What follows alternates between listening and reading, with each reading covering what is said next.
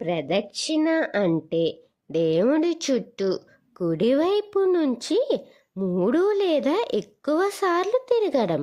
ఇది హిందూ ధార్మిక ఆచారాల్లో ఒక ప్రధాన భాగం.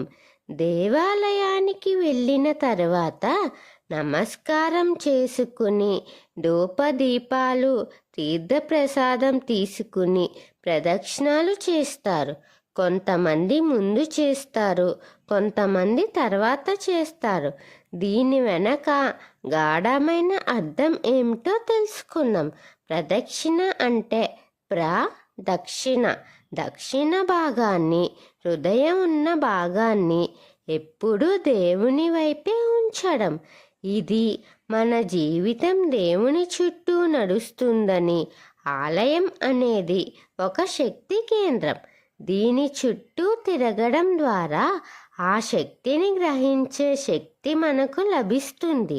ప్రదక్షిణ ద్వారా ఆధ్యాత్మ శక్తి మన దేహంలోకి ప్రవేశిస్తుందని విశ్వాసం.